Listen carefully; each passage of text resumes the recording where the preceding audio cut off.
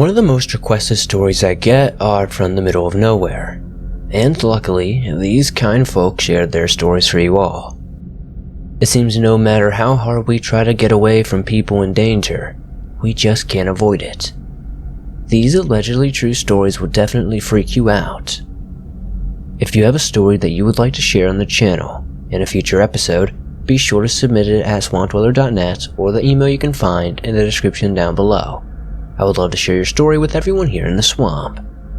It's stories like yours that keep this channel going. Now, let's get into these allegedly true, middle of nowhere stories.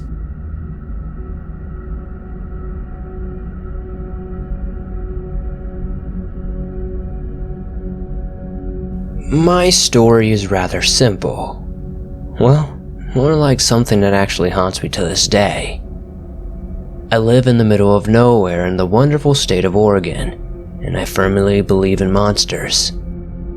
It all started 2 weeks before Christmas and my goats had been acting up.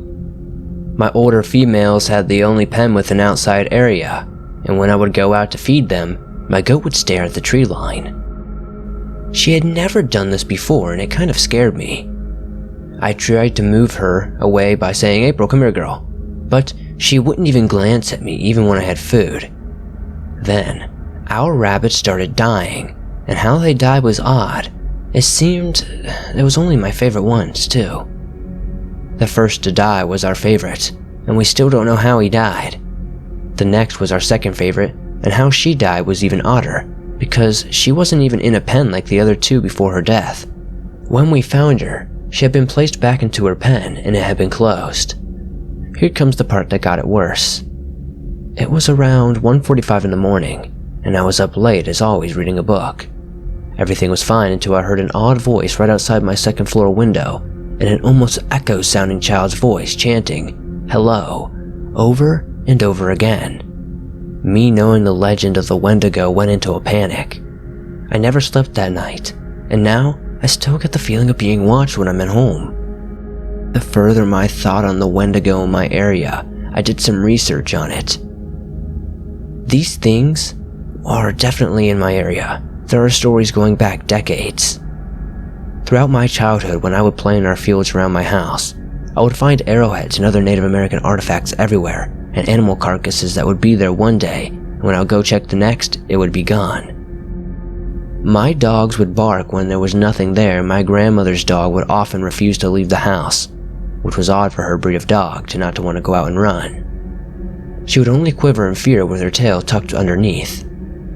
I have so much more to tell you, but I feel that I need to do that another day, and inform you on some more recent events that have happened to me.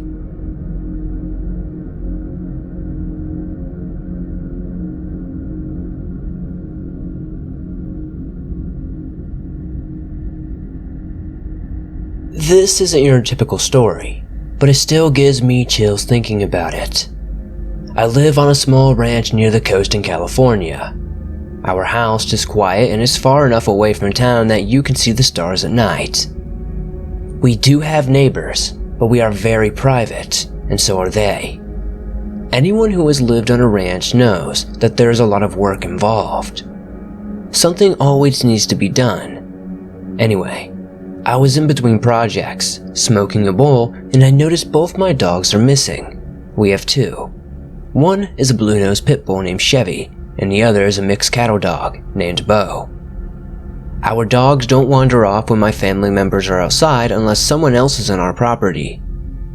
I called their names and heard nothing, so I walked to the front of the house to see if someone had pulled up. No. Before I had the chance to whistle for my dogs, I heard someone talking, and as I tracked the noise, I saw a glimpse of a man with his hood up, walking behind a bush, as if to hide from me. The man was about 70 yards away, standing just on the other side of our first barbed wire fence that separates the pasture from our front yard and parking areas. I began walking towards him and yelling, "Can I help you?" More irritated than concerned. The closer I get, I see both my dogs are running around him excited, and then I see he also has a dog. I'll admit, I was a bit mad. We live close enough that you can see the road from our house and homeless people are in the area. if this was the first time one had just walked through our property. The guy was kind and a little freaked out as he tried to pet my dogs. Looking back, I acted like a grouch, but I was upset that he was, some stranger on my property, less than 100 yards away from my front door. I explained to him that he couldn't cut through people's property, and people get shot doing things like that. He kept apologizing and holding his hands up to show he meant no harm, but I was too angry to care. I am not a very religious guy, but they say God sends people to test you. This happened at about 9:30 a.m. and that day ended up being over 100 degrees. I felt bad afterward that I didn't offer the guy something to eat or drink. If you are out there somewhere, I'm sorry that I failed the test that day. But I don't know why, this story creeps me out sometimes, just thinking that people can just come into your land at any time really. Your house, anything. You're never truly safe.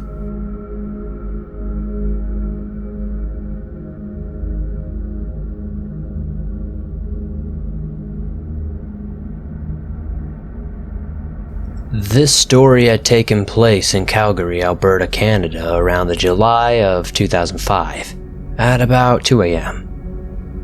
I used to live with my ex-wife and 3 boys and 2 dogs plus a Maine Coon 30-pound cat. Of course, he was built like a small black panther.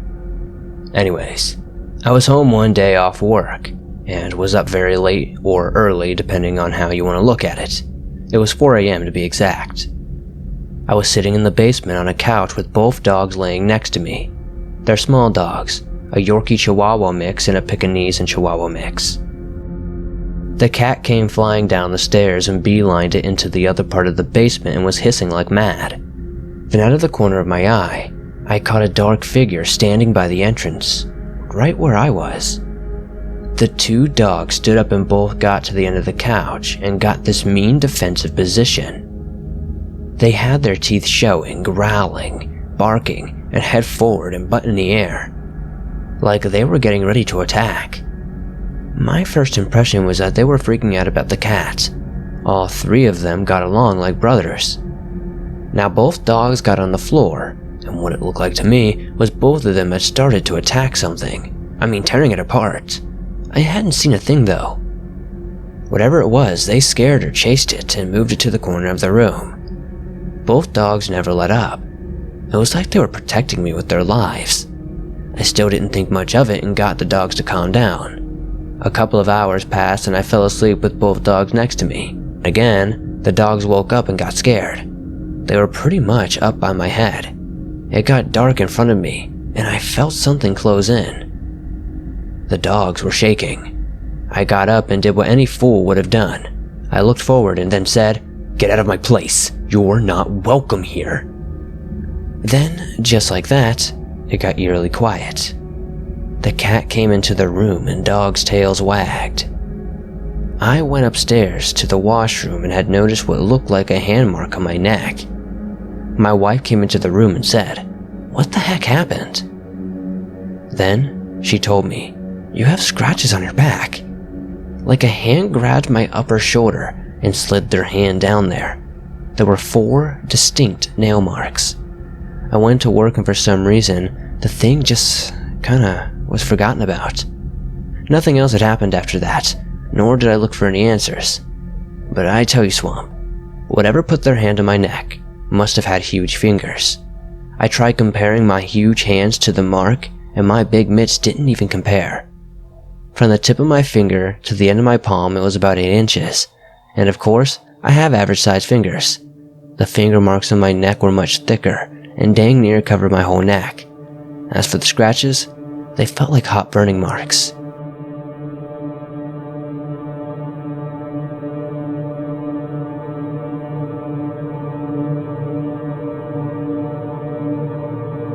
I was driving back from work when I passed a crash scene.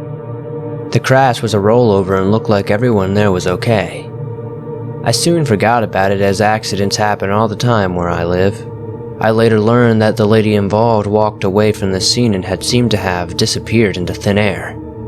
Sheriffs dragged her out of her rolled over vehicle, but she had managed to walk away from the scene before emergency responders arrived. No one noticed her disappear into those dense woods on the other side of the road. They followed her tracks but lost her tracks in the deep snow. Bystanders said she was very intoxicated, so it was probably the reason for her strange behavior. I live in a lake basin at a pretty decent elevation, so we usually get a lot of snow. This winter we've gotten an insane amount. This woman had started climbing the steep hill next to the road. Keep in mind, the snowpack is over 6 feet of deep snow. So, walking in those conditions is very difficult without the proper gear. She was last seen wearing yoga pants and a coat. Definitely not the proper gear. Police went to her house and told her friends and family that they were looking for her. A day later, a missing person report was released. No one understands how you just walk off. No one looks for you, and no one sees you. Search and rescue looked in the area for a couple of days before finding her body a few miles away from the scene. A few miles away from my house. How did she wander into the woods, leaving her footsteps behind and ultimately disappearing? No one knows how her body was hid from a search and rescue team for 3 days before being found. Her cause of death is suspected to be of exposure, otherwise a complete mystery. I haven't gone into the forest since, and I don't plan on doing so anytime soon.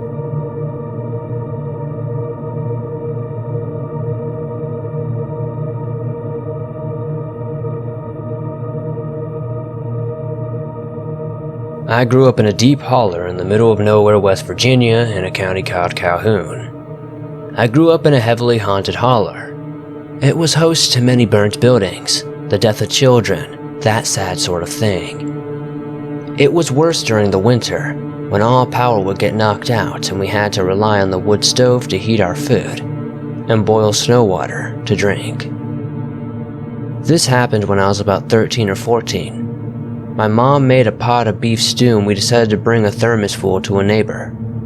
I was bored, having no power for TV or video games. I offered to take it to them. I had an uneventful walk down there, but on the way back, I started to hear footsteps that were out of step with mine. I just shrugged and kept walking. I then started hearing breathing and almost slight gasping like someone was being choked, then a slight cough. I turned and no one was there. The old-timers always said don't let the spirit see you fear. So I just kept walking. Then came the infamous part. The part all the old-timers talk about. They said when you're actually being bothered by spirits, the last little part of the encounter is it's going to culminate in a 10-minute din of a baby, a young boy crying and coughing until they give one last cough and sputter. It happened that night, and when it did, I ran home with tears in my eyes. They also claim that when you get followed in the snow, as I had been, a set of soot-covered footprints will appear right next to yours the next day. That's also true. The story about how these certain spirits came to haunt the holler is that on a snowy night a couple hundred years back, a house caught on fire. 7 of the 10 children in the farm didn't make it out, and the remaining 3, all boys, got killed fighting the Confederates a few years later. The claim is the children were so unhappy about their brothers dying so senselessly that they started to haunt the holler out of pain and anger.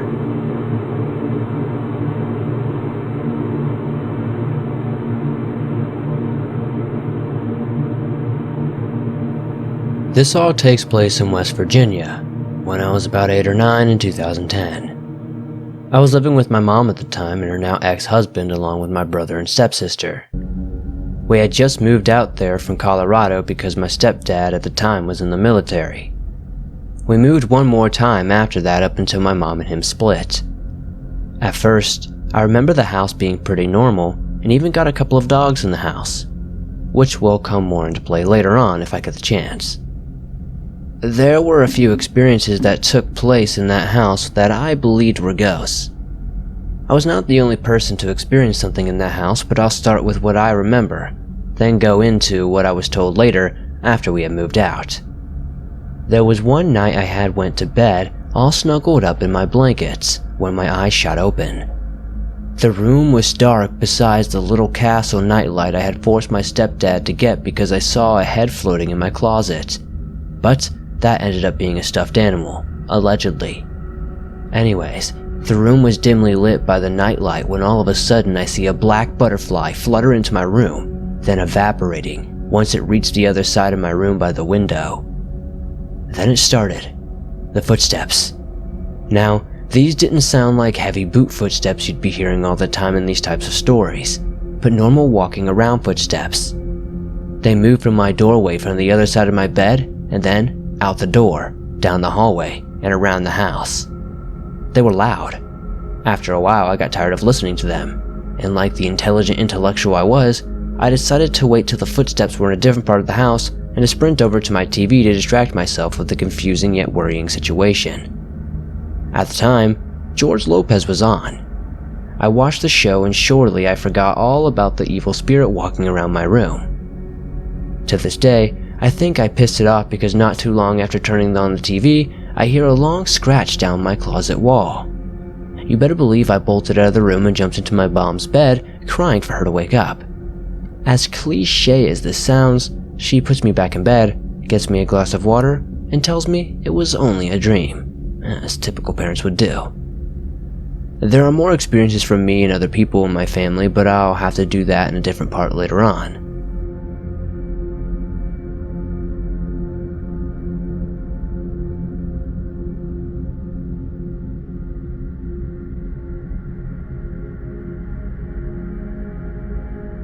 This summer I had what I would like to call several encounters with mysterious creatures. Some of these encounters were really terrifying. This past summer I worked at a Boy Scout camp and there have been rumors of spirits that patrolled the nature trail on the far side of the camp. One night after work, me and two co-workers, we'll call them Steve and Jim, decided to walk that trail at midnight. We were about halfway through the trail when Jim told us to stop. So we did, and we listened. It sounded like something was gnawing on bones and tearing flesh. We shone our flashlights to see what remains of a deer, but the rib cage was torn open and almost flattened. The deer's entrails were scattered across the forest floor and the skull was crushed, and we could still hear the noises. Steve told us that deer entrails are not usually scattered like that by any animals. We should get the heck out of there. But we pressed on deeper into the forest anyway, despite that creepy circumstance. Suddenly Jim stopped in front of us and I asked him what was up. He just pointed his light forward. About 20 yards away we saw this thing, is the best way I can describe it. It was crouched with its back behind us, tearing into what we believe was a piece of the deer. It stopped and slowly rose, standing almost 10 feet in length, and it dropped whatever it was eating as it turned around. Its face was nothing but a skull. Not a human skull though. It looked more like a deer skull, but it could have been something else. Its arms were long and lanky, and they ended in large claws. Jim screamed, "Oh my God," as we began to run. The creature let out a horrifying screech and I made the mistake of turning around to look back at it. The beast went on all fours and charged at us, breaking smaller trees with stumps as it ran. We continued to run as we got off the trail and stopped as we got to the pool building. As we collected ourselves again, I could hear something outside. When I looked outside, this creature was standing under a light pulse, breathing slowly. It destroyed the light above it with one swipe. It clawed it, like something you would see out of like a video game. It disappeared back into the darkness after that. The next encounter was a couple of days later when it was me and two other lifeguards, Colin and Maya. We were sitting in the office as a thunderstorm ravaged the camp. It really was messing us up. We watched the rain when a flash of lightning showed us something standing on the other side of the pool fence. Maya shrieked at the beast, and then it disappeared. Where it looked like it walked towards the lake. I followed the beast and lost it in the pouring rain. I know I'm dumb, but I just had to see what it was. The next morning, we found that the geese that lived near the lake were torn to shreds. It took us about an hour to clean up the pieces.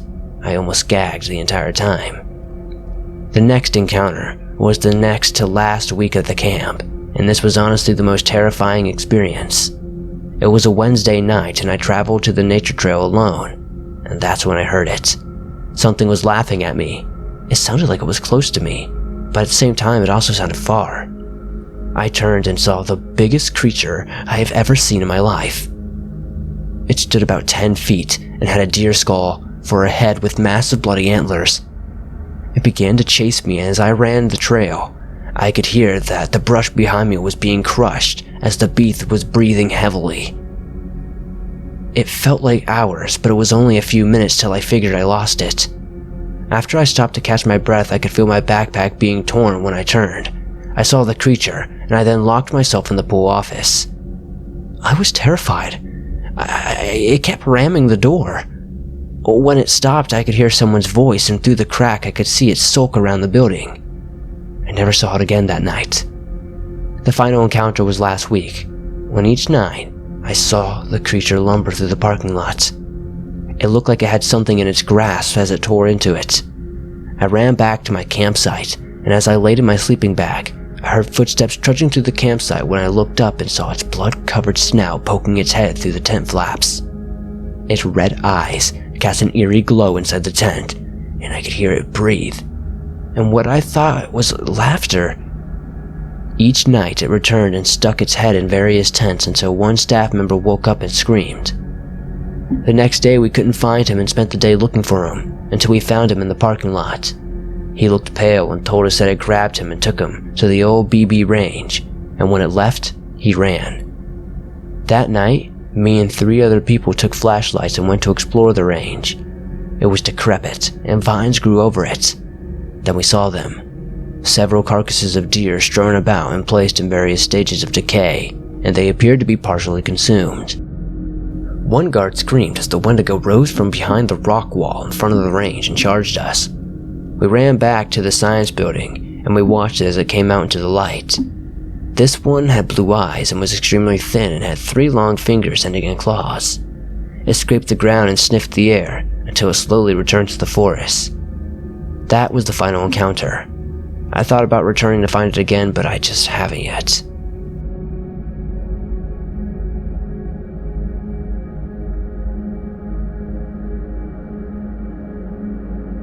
Last summer, I was camping with my brother and our 30-pound dog along a creek in a popular area in a nearby national forest.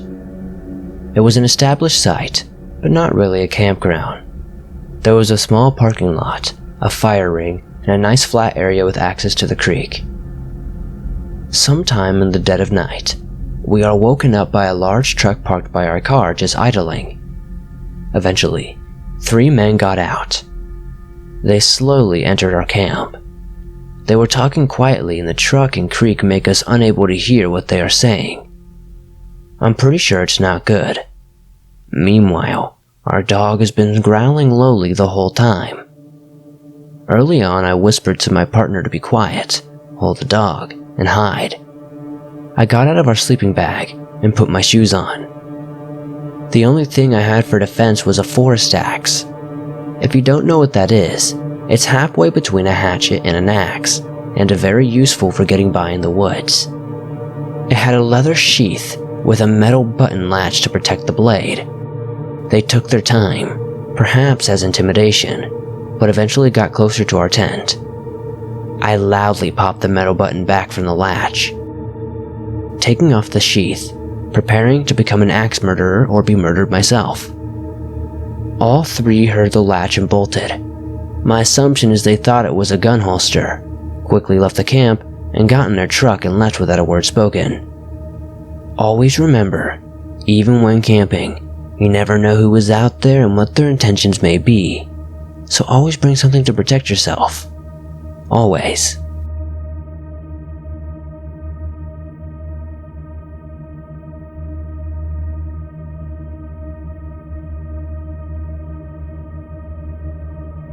A few weeks ago, Labor Day weekend, my boyfriend and I made the journey to go see my grandparents who live in rural Arkansas. It's beautiful up there and we wanted to spend some time with them and go hiking, kayaking, etc. The trip was going normal into our second night there. A little background before I get into what happened. When we got there, my grandfather had mentioned something about a guy in his early 30s wandering around the road they live on, and how we'd never seen him before. They live in a small town, if you want to even call it a town, so everyone knows everyone. Like I said, They are in rural Arkansas, in the middle of complete nowhere. They live on a mountain. Technically, it's a few hundred feet short of a mountain, but you get the idea. There's a shoddy cell reception there, and not a lot of people really hang out or do anything outside of just being kind of old there, really. It's about an hour drive, at the very least, I think, to the nearest Walmart. There are a ton of wild animals in the area, and not to mention difficult terrain. So, on with the story. It was our second night there and we were all playing cards in their basement. The entrance to the house is on technically the second floor. That's important in a second. It's about 8:30, which is the equivalent to about 1 a.m. to my grandparents and the elderly people who live around them. When we hear a knock at the door, my grandfather goes upstairs to answer the door, confused as to who was here this late. And all we hear him say is, "Didn't you just knock on my door?" Followed by some talking. He comes back downstairs and we ask who it was. He says he doesn't know, but it looked like the guy he had been seeing walking around the woods a few days before. We asked him what he wanted and he told us the man introduced himself with his full name and said he was trying to get his life back on track. He was living with his mother up the hill. Where he said he was living was over an hour's walk up the mountain. It was getting dark and you don't want to wander at night there. And he was just ringing random doorbells, I guess. My grandfather said he was shirtless and seemed a little bit off. We were a little weary and my boyfriend mentioned something about burglars knocking on doors to see who is home so they can rob them. Seeing how a lot of people have vacation homes up there, we started getting nervous, but continued playing cards. About 20 minutes later, my grandmother and I meet eyes. She looked at me and goes, "Do you hear talking?" I said I did, but it was probably the TV. She looked a little freaked out and told me the TV wasn't on. My grandfather and boyfriend bolt up. My boyfriend goes outside and my grandfather pulls a pistol out of literal nowhere and follows him. My grandmother and I just stared at each other and went upstairs to see if we could see anything out the windows. They both come back in a few minutes later and said they couldn't find anything. I'm freaking out at this point and asked what the name he gave was so I could Google him. When I did, not one, but 2 missing persons reports came up about him within the last year. One of them was from last summer, when he was filed as a missing person with his girlfriend and her kid. They ended up being found, but they didn't know where the crazy man was, but suspected he was laying low because of the police chasing. The other one was from a few weeks ago, where his mother, who lives 4 hours away, not down the road like he said, had filed for him. My grandmother called the sheriff and they ended up finding him still shirtless running through the woods in the dark. It could have ended much worse, but I'm glad it didn't.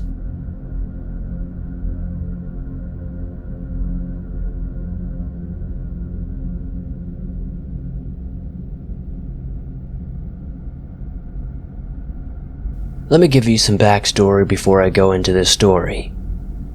I'm a 14-year-old boy from Ohio and frequently spend time playing in the woods.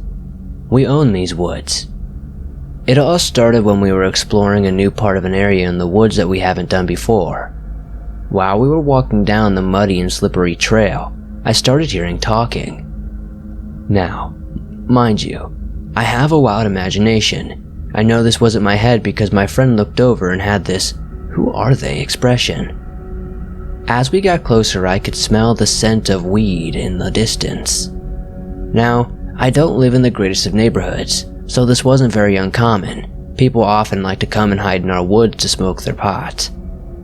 After smelling this, I spoke softly to my friend. "Dude, we've got to get out of here, like, right now." But he was intently listening to the conversation they were having and wanted to get closer. I then said, "Why the hell would we want to do that? Look, we need to go now." But he was already moving closer, so I had to go with him. I wasn't going to leave him there, as I was his friend. As we moved closer, I started to hear the conversation better and better, and more clear. They said, "Where are we going to put the body?"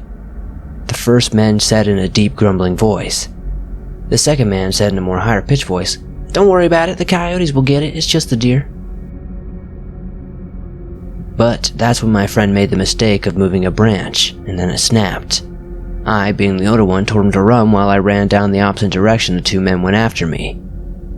They then stopped to catch their breath when I took a chance to climb a tree about 20 or 30 feet up, when the men rounded the corner and ran right by me, and after about 10 minutes I heard them coming over again. I held my breath when they went right past me, and I again counted until probably about 10 minutes, and then proceeded to climb down the tree, and then I ran as fast as I could up the path all the way back to my house.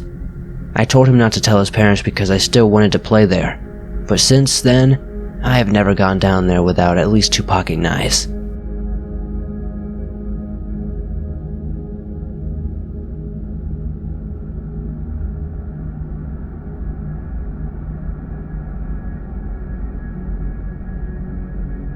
Thanks for listening to these allegedly true, middle of nowhere stories. If you like them, please be sure to hit that like button as it helps me out a ton. If you're new to the swamp, why not subscribe and turn on notifications to never miss a new video, as I upload them almost every single day, and all things natural and supernatural. If you have a story you would like to share on the channel in a future episode, be sure to submit it at swampdweller.net or the email you can find in the description down below. I would love to share your story with everyone here in the swamp. It's stories like yours that keep this channel going. Thanks for always supporting the swamp. If you made it to the very end, comment "Donkeys can't swim" to let me know that you made it and to confuse everyone in the comments. I'll see you guys soon with another creepy video.